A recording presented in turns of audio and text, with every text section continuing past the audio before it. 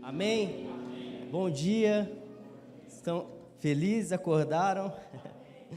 Irmãos, hoje eu quero fazer a meditação com vocês em mais um salmo. Hoje vai ser o Salmo 139. Na semana passada, quando o pastor começou a falar de salmos, eu vou ter que mudar o texto, mas era o Salmo 23. E é uma maravilha a gente poder meditar nos salmos. Hoje nós cantamos o Salmo 51. O culto começou com o Salmo 51. E o livro de Salmos nada mais é do que um compilado de canções, de adorações, onde boa parte dela foi de autoria de Davi. Então, não que seja errado dizer que é um versículo, mas a maneira mais adequada de se falar sobre um versículo no livro de Salmos é sobre um verso, de autor para compositor, porque se tratam de canções. E eu tenho um carinho muito especial com o Salmo 23, que o pastor Hernando pregou semana passada. Isso remete a um momento da minha infância. Meu pai tinha colocado uma caixinha em cima da estante. Eu era muito novo, devo que tinha, 4 anos, 5 anos, não sei. E eu passei, vi a caixa e perguntei ao meu pai, o que é aquilo ali? Ele, um presente para um menino que a gente vai entregar para ele mais tarde. Eu, tá bom. E eu era doido para ter um carrinho de controle remoto. Aí depois de um tempo, meu pai me pegou, colocou no sofá e abre o Salmos 23 comigo. Então ele falava o primeiro versículo e pedia para eu repetir. Eu repetia. E assim foi até a gente terminar todos os versos. E no final ele pegou aquela caixa, colocou no meu colo e falou, olha, é seu. Então toda vez que eu abro ou alguém cita o Salmo 23, eu lembro dessa passagem. E sempre quando eu sou pego de surpresa em algum aniversário, quem vai orar para a gente? Chama o Jailson, é o Salmo 23. Já fica engatilhado. E hoje nós vamos debruçar um pouco sobre os Salmos 139, amém?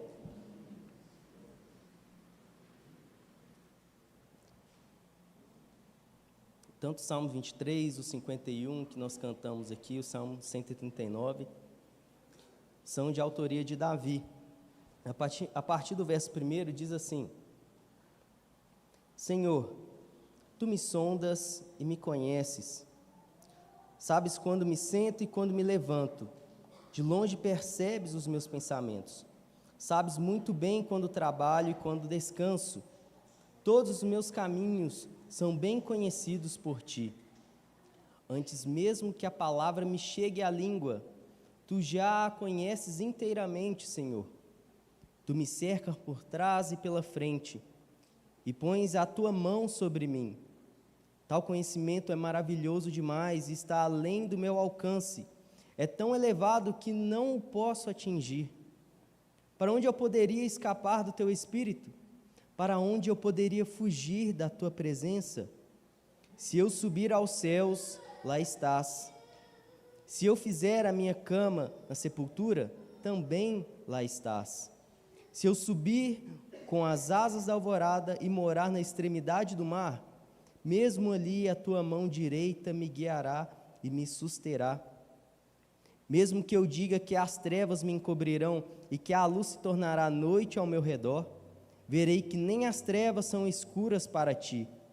A noite brilhará como o dia, pois para Ti as trevas são luz. Verso 13. Tu criaste o íntimo do meu ser e me teceste no ventre de minha mãe. Eu Te louvo porque me fizeste de modo especial e admirável.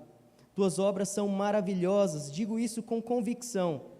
Os meus ossos não estavam escondidos de Ti, quando em secreto fui formado e entretecido como nas profundezas da terra. Os Teus olhos viram meu embrião. Todos os dias determinados para mim foram escritos no Teu livro antes de qualquer deles existir. Como são preciosos para mim os Teus pensamentos, ó Deus! Como é grande a soma deles! Se eu os contasse, seria mais do que os grãos de areia. Se terminasse de contá-los, eu ainda estaria contigo. Quem dera matasse os ímpios, ó Deus! Afastam-se de mim os assassinos, porque falam de ti com maldade, em vão rebelam-se contra ti. Acaso não odeio os que te odeiam, Senhor, e não detesto os que se revoltam contra ti? Tenho por eles ódio implacável, considero-os inimigos meus. Verso 23. Sonda-me, ó Deus, conhece o meu coração, prova-me e conhece as minhas inquietações. Vê se em minha conduta algo te ofende e dirige-me pelo caminho eterno. Amém? Ó Pai, nós te agradecemos pelo milagre da vida que o Senhor nos deu e a oportunidade de estarmos aqui como igreja, reunidos para cultuar ao Senhor e sermos ensinados por Ti. Espírito Santo, eu quero te pedir para ter liberdade neste lugar. Assim como nós lemos, o Senhor conhece exatamente como está o íntimo de cada um que chegou aqui. Eu não os conheço inteiramente como o Senhor, ó Pai, mas o Senhor sabe como estão as emoções de cada coração que está aqui nessa manhã. Eu quero te pedir para o Senhor nos conduzir àquilo que nós precisamos receber do Senhor. Que o Senhor tenha liberdade para acessar os nossos corações e nos encher com a Tua Palavra, nos alimentar com a Tua Palavra. Nós te louvamos, ó Pai, te agradecemos no nome de Jesus. Amém? Esse salmo, irmãos, como eu disse, é um salmo de Davi, mais um deles, e ele é dividido em algumas partes, tanto que a gente vai ver que do verso 1 até o verso 6, Davi ele vai falar sobre a onisciência de Deus. Do verso 7 até o verso 12, ele vai falar sobre a sua onipresença. Do verso 13 até o verso 16, ele vai mostrar como Deus ele é soberano sobre a criação e sobre a vida. Depois, no verso 17, 18, ele expressa como ele fica maravilhado com o Senhor, com a sua grandeza e seus pensamentos. A partir do verso 19 até o verso 22, Davi ele demonstra um zelo pelo Senhor, um cuidado pelo Senhor, por sua palavra e por quem ele é. E nos últimos versos 23 e 24, ele vai mostrar, mais uma vez, como no início dos Salmos, que Deus ele é um Deus próximo e como Deus o conhece bem. Então nós vamos escorrer de versículo a versículo, vamos voltar a partir do verso 1.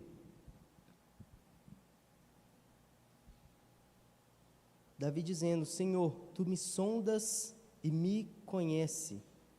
Deus conhece Davi de forma completa e profunda, assim como eu, assim como você. O sondar aqui é examinar minuciosamente cada um dos seus pensamentos, tudo que há dentro de mim, dentro de você. Então, quando Davi está dizendo: Senhor, Tu me sondas e me conheces, Davi está dizendo: olha, Pai, o Senhor me conhece perfeitamente. O Senhor sabe quando eu estou bem, quando eu estou triste, quando eu estou alegre. Porque às vezes, para as outras pessoas, nós conseguimos às vezes mascarar os nossos sentimentos. Se às vezes chegamos tristes talvez no culto, e se o irmão vir nos abraçar e perguntar: está tudo bem? Você vai dizer: está tudo bem. Mas por dentro você está triste. Mas com o Senhor nós não conseguimos fazer isso. Não tem como a gente maquiar para o Senhor um sentimento. Se nós estamos bem, Ele sabe exatamente se aquilo é verdade ou não. Se nós estamos mal, Ele sabe exatamente o que está se passando dentro de nós. Então aqui está Davi dizendo: Senhor, Tu me sondas e me conheces. O Senhor conhece melhor do que eu mesmo. E é verdade. Se a gente olhar para cada um de nós, talvez a gente não se conheça completamente. Talvez eu não me conheça completamente. Porque a gente não passou por tudo para ter certeza de qual seria a nossa reação em determinadas situações. Talvez você possa pensar assim, se eu for assaltado, eu vou partir para cima do cara. E talvez quando chegou esse momento, talvez você não fez nada. Talvez alguém te disse algo que te ofendeu. E antes dessa situação, você poderia imaginar que você ia receber aquilo super bem. Mas talvez você retrucou a pessoa e foi rude com ela. Entende que às vezes a gente não se conhece de forma completa e sincera? É interessante e é importante a gente fazer uma autoanálise de nós mesmos para que a gente se conheça, para que a gente saiba daquilo que é um risco para nós e aquilo que não é um risco, até onde nós podemos ir e aonde nós não devemos ir. É importante a gente se conhecer, e aqui está dizendo que existe um Deus que te conhece muito melhor do que você mesmo, um Deus que te sonda, que olha além daquilo que os outros conseguem perceber. A partir do verso 2, sabes quando me sento e quando me levanto, de longe percebes os meus pensamentos. Então aqui o Senhor é um Deus que percebe, assim como as outras pessoas, aquilo que está exposto. Que Davi dizendo, o Senhor percebe quando eu me sento e quando eu me levanto. Isso é algo que nós também conseguimos perceber nas outras pessoas.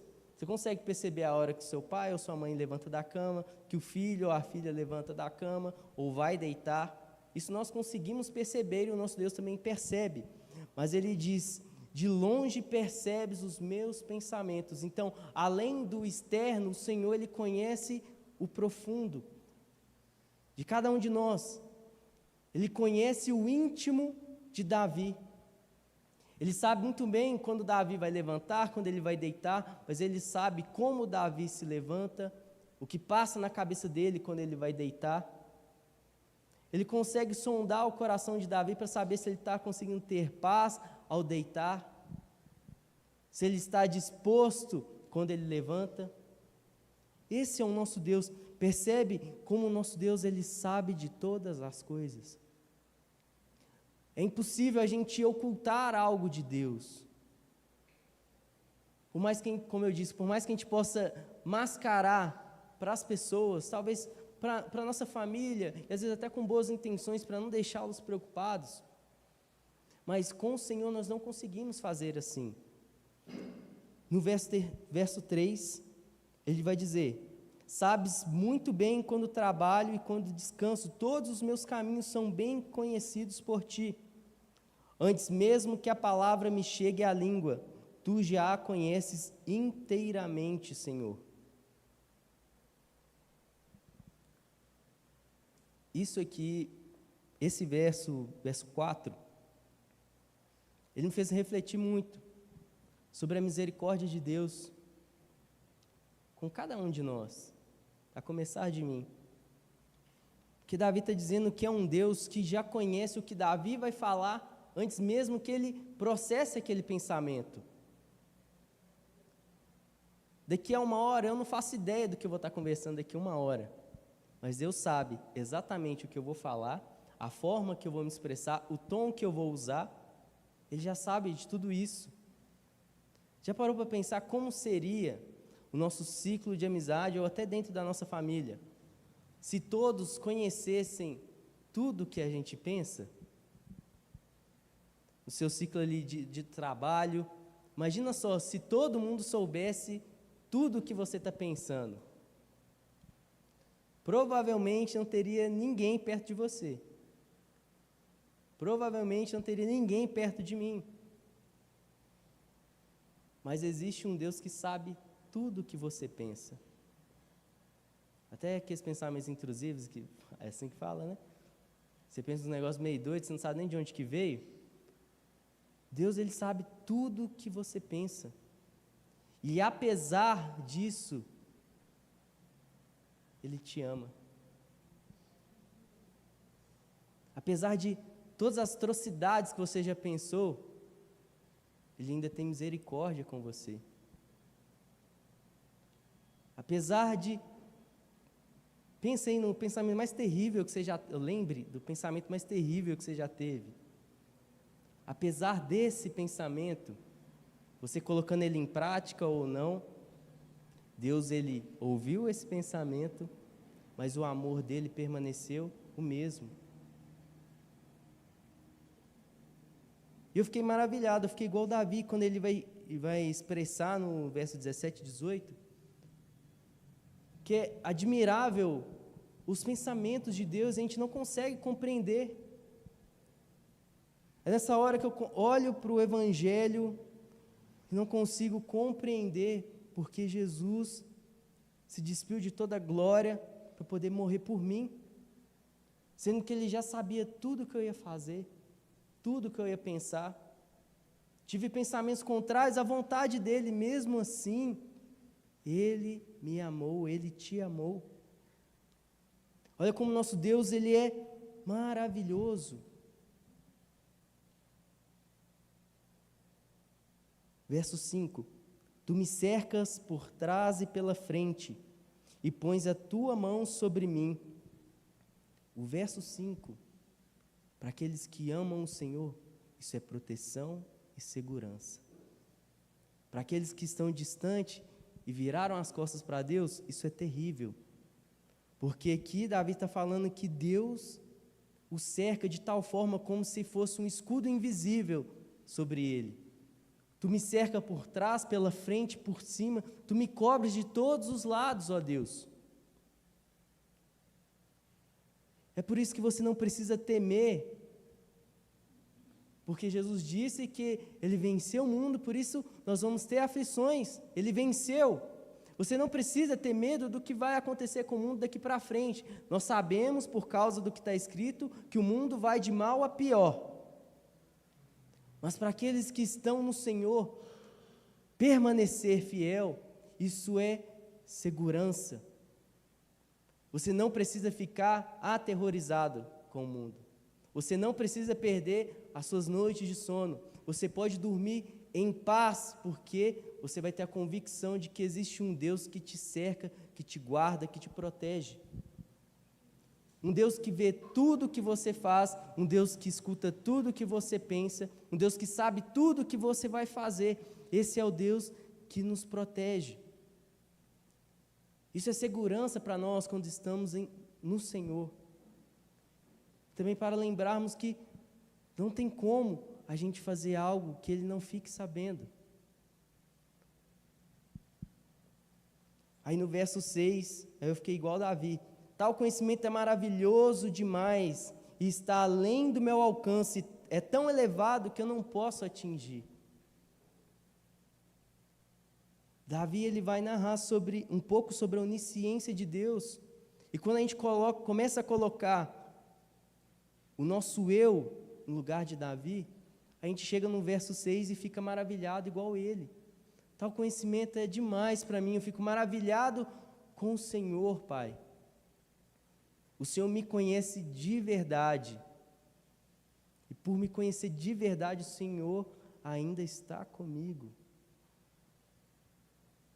Às vezes nós erramos com algumas pessoas e tudo bem se elas não quiserem mais caminhar conosco. Mas você já parou para pensar quantas vezes eu e você, quantas vezes nós erramos, quantas vezes nós falhamos com o Senhor e Ele permanece fiel? Quantas vezes nós andamos contrário àquilo que Ele nos direcionou e mesmo assim Ele continua fiel, mesmo assim Ele continua misericordioso.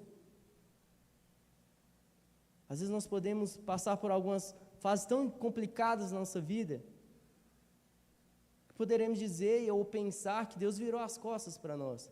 Mas se fizermos um filtro, uma análise de tudo o que nós fizemos até aquele momento, vamos perceber que quem virou as costas para Deus fomos nós mesmos. Nós viramos as costas para Ele e, apesar disso, Ele dá a volta e nos perdoa. Como a gente vai fugir de um Deus que sabe de todas as coisas? E como nós vamos fugir de um Deus que está em todo lugar? Verso 7. Para Para onde poderia eu escapar do teu espírito? Para onde poderia fugir da tua presença? Se eu subir aos céus, lá estás. Se eu fizer a minha cama na sepultura, também lá estás. Se eu subir com as asas na alvorada e morar na extremidade do mar, mesmo ali a tua mão direita me guiará e me susterá. Aqui Davi está fazendo uma pergunta retórica. Para onde eu poderia fugir da tua presença, Pai? Porque se eu subir no mais alto monte, lá o Senhor está. Se eu for para o céu, o Senhor está. Se eu subir ao mais fundo abismo, lá também o Senhor está. Se eu ir até a extremidade do mar, eu estava até conversando isso com a Cíntia ontem, não sei qual era o conhecimento de Davi a respeito do planeta. Não sei se ele sabia se o mundo era redondo, ou se ele achava que a Terra era plana, mas eu acho que ele pensava que a Terra era plana. Porque quando ele vai dizer, se eu ir até a extremidade do mar, lá o Senhor vai estar. E tudo bem se Davi achava que a Terra era plana ou não. O que ele está querendo dizer é que, independente do lugar que ele vá, ali o Senhor está. Isso é ou não é maravilhoso demais para quem está no Senhor? E é terrível demais para quem está caminhando longe da sua presença, porque é impossível fugir de Deus. Talvez você caminhe de tal forma, ou existam pessoas que não querem ter relacionamento com Deus, e é a escolha delas, e o Senhor respeita, mas é impossível fugir da sua presença. É impossível fazer algo escondido que Ele não fique sabendo. É impossível estar em algum lugar achando que Ele não está presente, pois Ele está. Está aqui na Igreja Batista Logos, no Tirol. Está na igreja, com os nossos irmãos na África, na Índia. Ele está em todos os lugares. Está com os astronautas quando sobem para o espaço. Ele está em todos os lugares. Isso me remete muito o diálogo entre Deus e Jó. Na verdade, a lapada de Deus em Jó.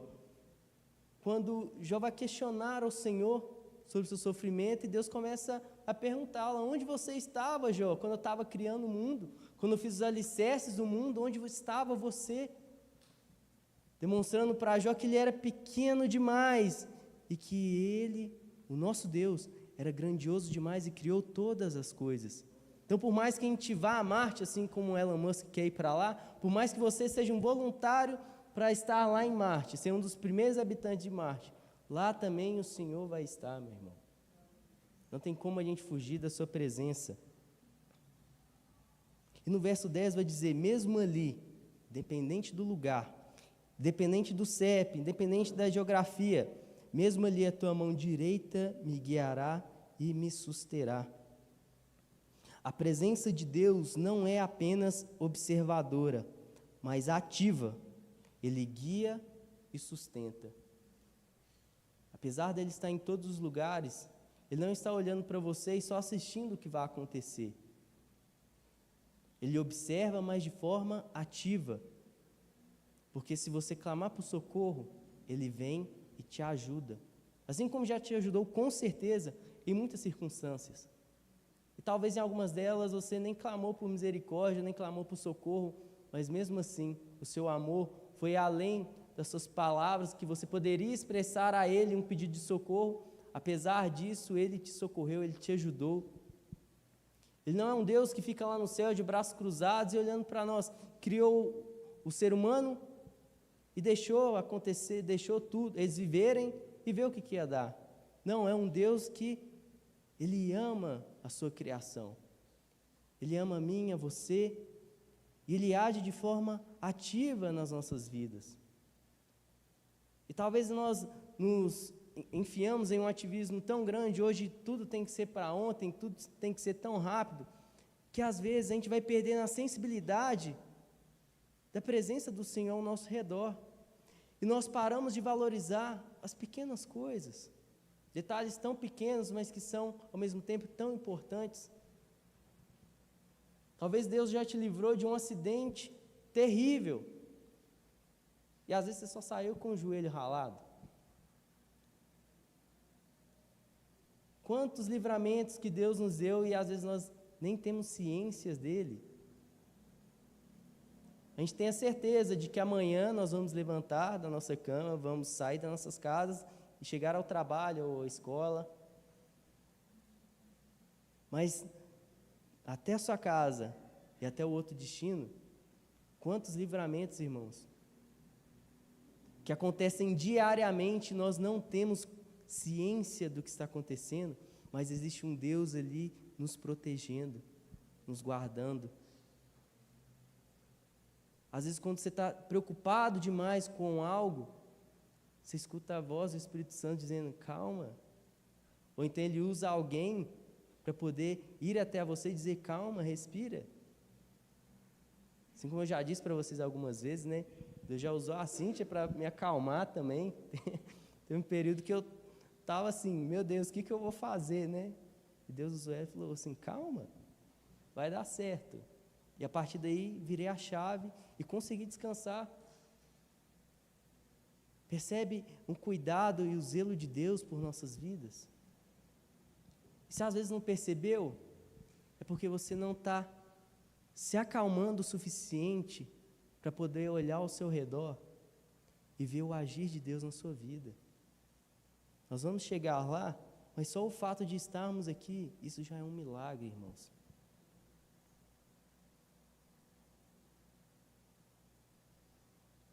Verso 11.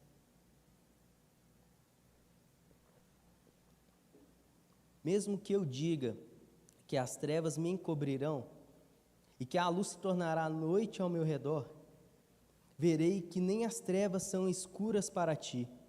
A noite brilhará como o dia, pois para ti as trevas são luz. Não existe nada que eu ou você possa fazer que vai fazer Deus virar as costas e ir embora e nos deixar. Que Davi dizendo que por mais que as trevas, que ele se cubra de trevas, mesmo ali o Senhor vai estar, mesmo ali o Senhor vai conseguir percebê-lo. Que Davi está mostrando que as trevas e a luz para Deus é a mesma coisa, porque ele enxerga tudo com a mesma clareza. Ele enxerga todas as situações da mesma forma. Talvez você já passou por um momento terrível, ou esteja passando, em que você sinta que nem mesmo você está se aguentando. Às vezes você pensa assim, como pode, no estado que eu estou hoje, Deus ainda me querer, me amar? Mas Davi vai dizer, mesmo que eu diga que as trevas me encobrirão, que a luz tornará noite, verei que nem as trevas são escuras para ti. E as trevas que talvez um dia habitam em mim e em você, se tornou luz quando ele chegou. As trevas que um dia existiram em mim e em você, isso não assustou o Senhor. Isso não impediu de que ele se chegasse até mim e a você. E isso me remete a Romanos 5. Quando vai dizer que Deus nos amou quando nós ainda éramos inimigos dele. Tamanha trevas que havia em nós. Se não fosse Jesus, se não fosse o Espírito Santo, a gente não caminharia rumo ao Senhor, em direção ao Senhor. Paulo ele relatou muito bem, nós éramos inimigos dele, não queríamos saber de Deus. Se retirar o Espírito Santo de nós, não vai sobrar vontade alguma que seja igual à vontade de Deus nas nossas vidas. Se retirar Jesus de nossas vidas, não sobra nada de bom. Mas apesar do momento que nós vivíamos sem a presença de Jesus, sem esse Espírito Santo, apesar disso, Deus não se assustou com as trevas que haviam em mim e em você. Isso não fez ele dar um passo para trás. Isso não fez Deus recuar. A atitude desse pai, olhando para a humanidade e vendo tamanhas trevas na humanidade, foi entregar o seu filho e transferiu essas trevas terríveis no Filho. Onde a Bíblia vai narrar que ele se tornou maldição por nossa causa, ou algumas versões, ele se tornou pecado por nossa causa. Ele se tornou aquilo que Deus mais abominava, que é o pecado, por amor a mim e a você. Era tamanhas trevas que enquanto Jesus estava na cruz, ele citou uns salmos, sentindo a falta do Pai, talvez olhando para o céu e não conseguindo ver o Pai olhando para ele. Não porque o seu corpo estava desfigurado por causa das feridas, mas porque Deus olha além do físico e percebeu que Jesus estava cheio de maldição, cheio dos nossos pecados. Isso causou uma dor terrível entre o Pai e o Filho, em alguns instantes, por algum momento. Tudo isso por nossa causa. É por isso que quando a gente vai voltar um pouquinho antes do sacrifício de Jesus, quando ele estava no Getsêmani, a gente percebe que tamanha aflição de Jesus, e por 3 vezes ficar orando a mesma coisa: Pai, se possível, aparta de mim esse cálice. O cálice que era da ira de Deus, o cálice que deveria recair sobre a minha vida e a sua vida, porque tamanha trevas habitavam em mim e em você. Mas no final ele diz: mas que não seja feita a minha vontade, mas a sua vontade. Estava nítido que Jesus não queria passar por aquilo, ele não queria ficar sem a presença do Pai. E para a gente, às vezes, tudo bem ficar 3 dias, 1 semana, 1 mês, anos, sem querer sentir a presença de Deus, mas para Jesus, isso era algo inédito em toda a eternidade. Nunca aconteceu uma separação entre o Pai e o Filho. Isso ocorreu por nossa causa. O Pai, apesar de saber que por um breve tempo estaria sem a presença do Filho, ele não recuou para retirar as trevas que haviam em mim e em você. Percebe um Deus tão maravilhoso? Irmão, não tem nada que você tenha feito que vai fazer Deus retirar o amor dele sobre a sua vida. Da mesma forma que não tem nada que você possa fazer que vai fazer ele te amar mais, porque o amor dele não muda. Ele é imutável, é o mesmo ontem, hoje e será para sempre. Esse é o nosso Deus. Se você pensa: eu fiz aquilo, Deus nunca vai me perdoar. Não existe trevas que possa habitar em mim e você que vai espantar o nosso Pai. E Davi vai dizer que ele faz das trevas luz. É por isso que nós sentimos diferença a partir do momento em que nós aceitamos o Senhor Jesus. E sentimos que nossas vidas ficam mais leves. Não estou falando que sua vida fica mais fácil, mas a sua vida fica mais leve porque você sente que Ele está transformando as trevas em luz. Ele está moldando o seu caráter ao caráter de Cristo. E dói a gente se parecer com Cristo. Mas isso te faz um filho melhor, um pai melhor, um funcionário melhor, um patrão melhor. Isso te melhora dia após dia. E é um benefício não só para você, mas para todos que estão ao seu redor. Se eu entregar aqui o microfone, vão ter muitos testemunhos. Talvez de pais de família, que no momento em que eles viveram sem a presença de Deus, eles trouxeram muita tristeza para dentro das suas casas, e a partir do momento que aceitaram a Cristo, reinou a paz. Ou as esposas, ou os filhos. Esse é o nosso Deus, que transforma as trevas que um dia habitavam em mim e em você, em luz. Amém? Verso 13. Tu criastes o íntimo do meu ser, me teceste no ventre de minha mãe. Eu te louvo porque me fizeste de modo especial e admirável. Tuas obras são maravilhosas, digo isso com convicção. Os meus ossos não estavam escondidos de ti quando em secreto fui formado e entretecido como nas profundezas da terra. Os teus olhos viram o meu embrião, todos os dias determinados para mim foram escritos no teu livro antes de qualquer um deles existir. Voltando no verso 13. Tu criaste o íntimo do meu ser e me teceste no ventre de minha mãe. Essa palavra tecer sugere o trabalho de um artesão de forma intencional. Se eu errar, me corrijam.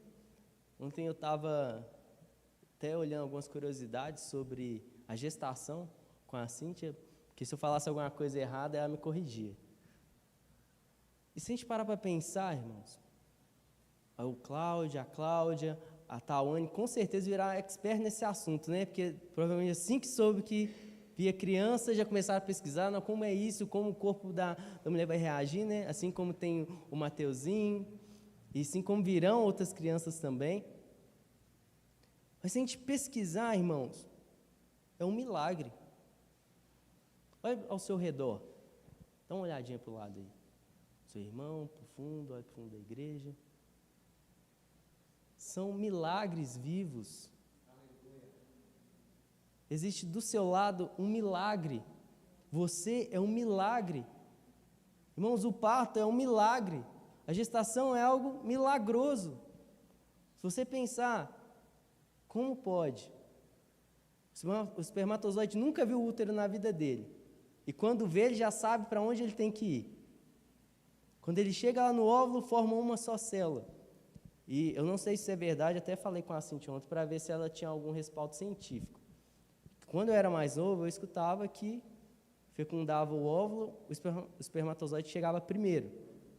Depois eu escutei que não era bem isso, que o óvulo ele escolhe aquele que vai poder entrar ali, né?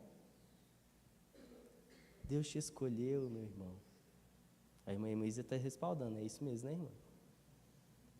Deus te escolheu. Você não está aqui por acaso. Eu já tive meu momento de crise existencial. Se existe alguém passando por isso agora, saiba que você não é obra do acaso. Quando Davi vai dizendo, olha, tu me criaste no íntimo do meu ser e me teceste. É como se Deus, lá no útero da sua mãe, colocasse as mãos dele e começasse a te formar. Como eu citei em Jó, Deus vai falar sobre o que ele fez fora do planeta e o planeta, sobre coisas grandiosas, não é? Agora aqui, ele afunila. Não é mais o telescópio, é o microscópio. É um Deus pessoal agora. Um Deus que olha para mim, que olha para você. E do pouquinho que eu pesquisei, aí se eu estiver errado, me corrijam. Depois que fecundou o óvulo, vira uma só célula, forma ali o zigoto. É isso mesmo? E dali ele desce para o útero, passa ali nas trompas. Acho que eu pesquisei certo, né? Desce e cola ali no útero, e ali ele começa a se dividir em várias células. Começa a multiplicar as células. Aí vira uma pasta, sei lá, algo sem forma ainda. E olha como é louco. Várias células vão se dividindo ali, se dividindo até formar o coração, até formar o cérebro, até formar a coluna. Como a gente pode olhar para isso e pensar que é algo do acaso? Como não olhar para cada um de nós, para uma gestação e não perceber Deus ali? Como pode, assim como o pastor Hernandes já citou, né, tem um livro para isso, é preciso ter bem mais fé, muito mais fé, para não crer que o mundo foi criado por Deus, do que acreditar que foi, assim, obra do acaso, tudo veio a existir. E quando a gente olha para a gestação, irmãos, como a gente vai falar que isso não é obra de Deus? Quando você estava no ventre da sua mãe, Deus ele já olhava para você. Ele te via. Quando você ainda estava sem forma ali ainda. Não tinha nem um desenho ainda. Os olhos ainda nem estavam prontos, as pernas, os bracinhos, nem tinha ainda. Mas Deus já olhava para você. No momento em que o espermatozoide e o óvulo se tornaram um só, ali começou a vida. Ali já existiu o plano de Deus para a sua vida. Ali já existiu o plano de Deus para mim e para você. Eu te louvo porque me fizeste de modo especial e admirável. Realmente é muito admirável. Tuas obras são maravilhosas, digo isso com convicção. Os meus ossos não estavam escondidos de ti, quando em secreto fui formado e entritecido como nas profundezas da terra. Os teus olhos viram o meu embrião.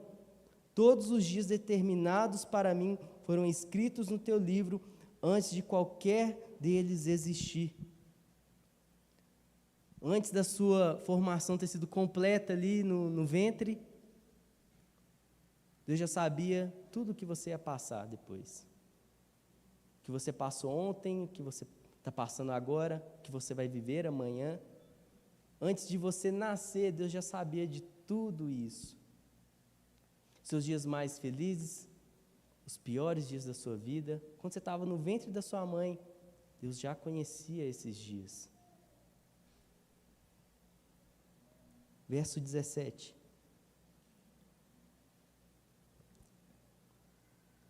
Como são preciosos para mim os teus pensamentos, ó Deus!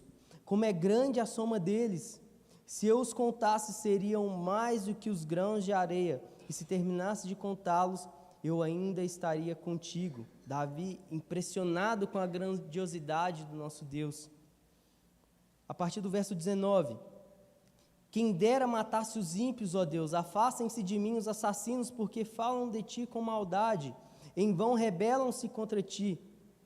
Acaso não odeio os que te odeiam, Senhor, e não detesto os que revoltam contra ti? Tenho por eles ódio implacável, considero-os inimigos meus. Não significa que você tem que olhar para o ímpio e falar, eu odeio ele, Senhor. A época que Davi vivia era totalmente diferente do que nós vivemos hoje. Davi foi um homem que esteve em guerras, assim como nós vemos hoje também muitos povos pagãos que adoram outros deuses e não o Deus que nós conhecemos. Mas aqui Davi está demonstrando um zelo pelo Senhor. Eu espero que quando você ouvir alguém falar mal de Deus, eu não estou falando para você brigar com a pessoa, mas que não seja normal para você receber aquilo. Que haja um zelo no seu coração pelo Senhor. Não estou dizendo que ele precisa ser defendido, porque ele mesmo pode se defender. Mas tenha zelo pelo Deus que te criou, que te ama, que escolheu estar junto com você. Tenha zelo por Ele. Não precisa ter ódio das pessoas, mas odeie o que Ele odeia, assim como Davi disse, eu odeio o que o Senhor odeia. Odeie o que é mal. Se Deus não gosta, que você não goste também. Aquilo que Deus ama, ame essas coisas. Verso 22. Aí ele termina os Salmos como ele começou. Sonda-me, ó Deus, e conhece o meu coração.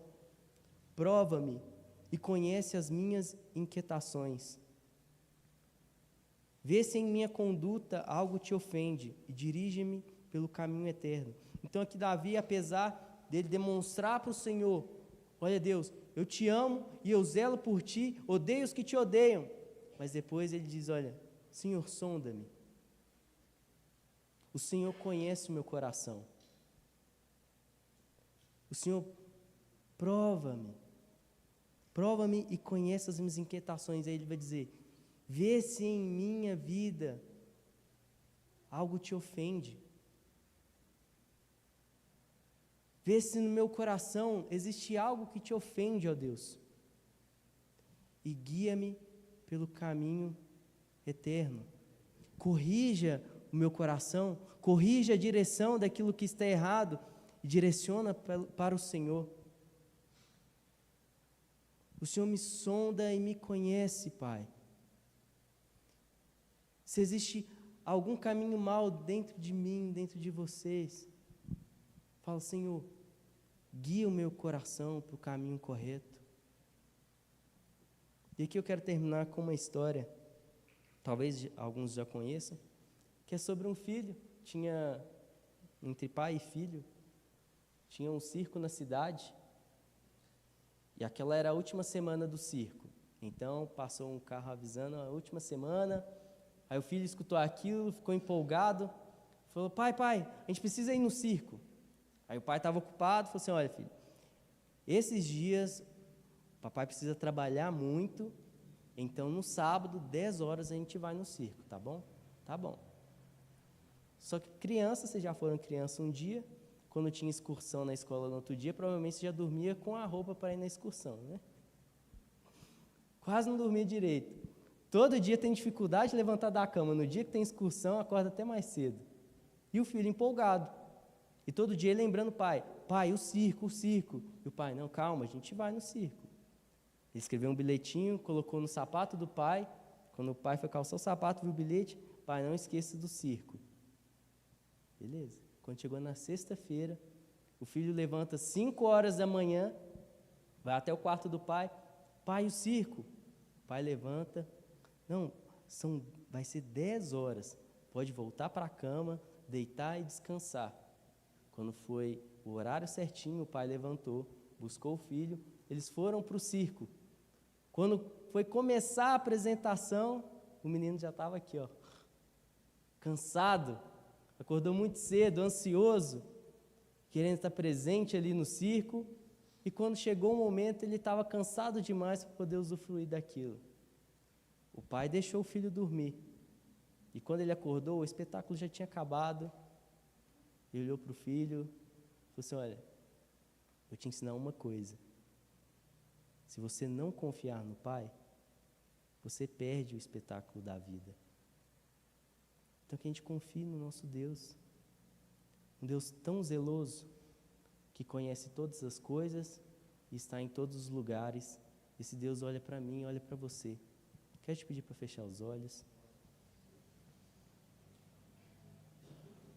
Senhor, nós te louvamos pela tua palavra e te agradecemos por tudo que o Senhor fez, que o Senhor faz e que o Senhor vai fazer por cada um de nós, apesar de não merecermos teu amor e tua misericórdia.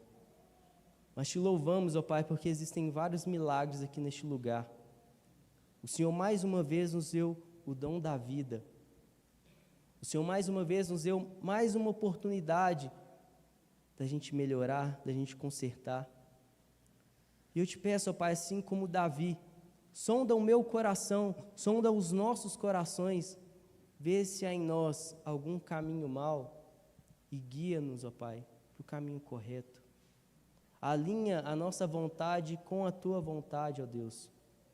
Alinha o que o Senhor gosta, o que nós gostamos com o que o Senhor gosta, Pai. Muito obrigado, Espírito Santo, por tudo o que o Senhor faz por nós. O Senhor é o nosso companheiro inseparável. E te pedimos perdão pelos momentos que nós não valorizamos a tua presença. Mas que a partir de agora, a gente venha valorizar o cuidado e o zelo que o Senhor tem por nós. O Senhor que é um Deus pessoal e que quer se relacionar com cada um de nós, nos dê mais fome e sede de Ti, Senhor. Nos ensina a Te amar, Pai, para que assim a gente possa relacionar com o Senhor, para que a gente possa conversar contigo, para que a gente possa criar um relacionamento íntimo com o Senhor.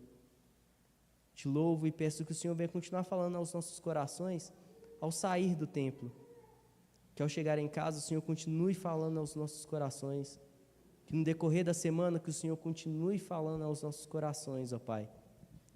Muito obrigado, Deus, em nome de Jesus. Amém.